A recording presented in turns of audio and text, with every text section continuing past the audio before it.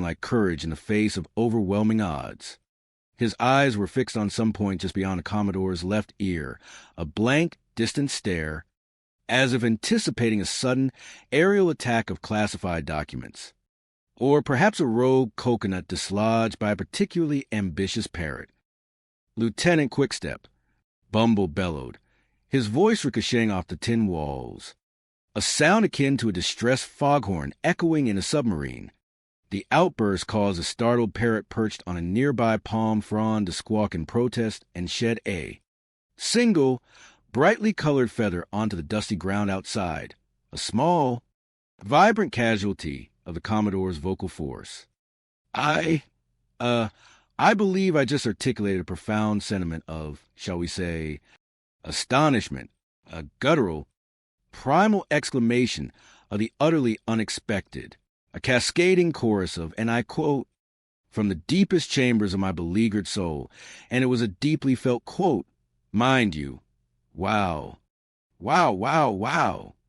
He slammed the unlit cigar onto his desk with a dramatic flourish, a gesture that sent a fresh cascade of dust motes dancing in the single shaft of sunlight filtering through a particularly grimy, salt-encrusted window pane.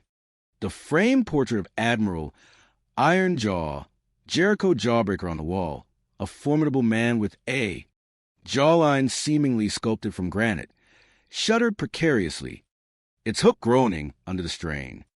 And what, pray tell, Lieutenant, what force of nature or administrative oversight provoked such an ungentlemanly, yet deeply felt, expression of profound incredulity from your commanding officer?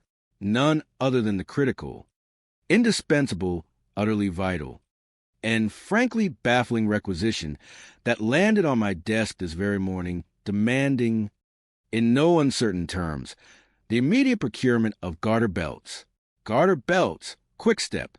You, sir, are the supply officer here. Are you not? Do you deny your designated role in this bureaucratic circus?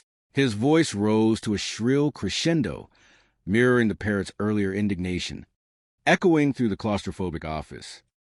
Quickstep flinched, a small, involuntary twitch of his left eye, an almost imperceptible ripple in his otherwise rigid posture. He swallowed, the movement visible in his taut throat, a nervous bobbing of his Adam's apple. Yes, Commodore. Sir.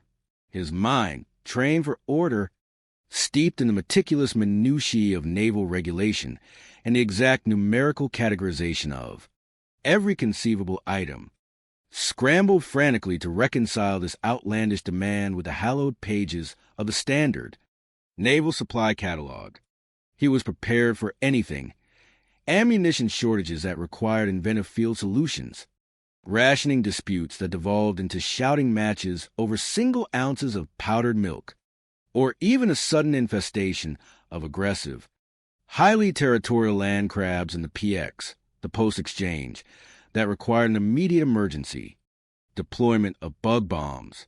But garter belts? That was firmly, unequivocally, outside the Quickstep purview of expected combat logistics. The very concept sent a disquieting, utterly unmilitary shiver down his spine. It felt personal. Bumble slammed his fist down again, a heavy, resounding thud that rattled the entire desk, sending pens scattering like fleeing battalions. This time, the impact sent tremors through a half-empty glass of what appeared to be muddy, brackish water, the color of stale bilge, but which Bumble, with unwavering conviction, swore was freshly purified spring water, filtered personally through 3 layers of coconut husks, and a salvaged coffee filter. If the nurses, Lieutenant, those valiant angels of mercy, those dedicated purveyors of healing and comfort, toiling tirelessly and with great personal sacrifice in our base infirmary, which, might I add, is presently struggling to cope with an unprecedented influx of jungle rot cases, an alarming shortage of sterile bandages, and a critically low stock of quinine for malaria. But I digress. If those nurses, the very backbone of our healing infrastructure, need garter belts, Lieutenant, then you snap to it. Do you hear me? You move with alacrity. I mean, you shake a leg, perform a veritable fandango of procurement. You perform miracles of requisitioning. Oh, you know what I mean, man. A sense of immediate and overwhelming urgency. Quick step.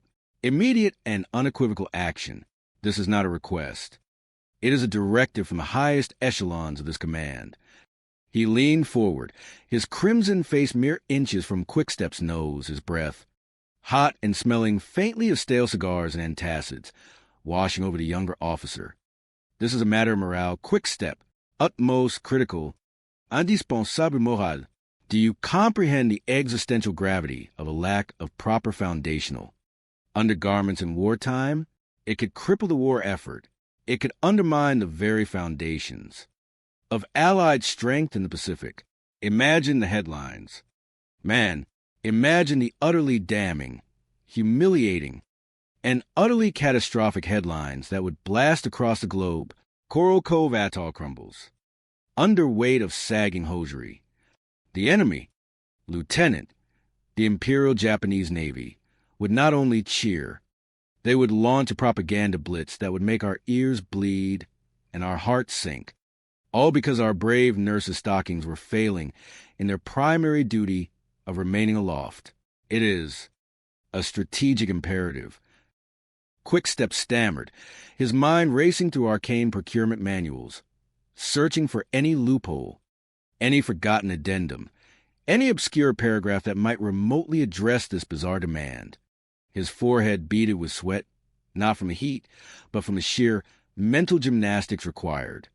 His brow furrowed with the strain of navigating an uncharted bureaucratic sea. Sir, I'm not sure we have any requisition codes for personal, elasticated hosiery fasteners.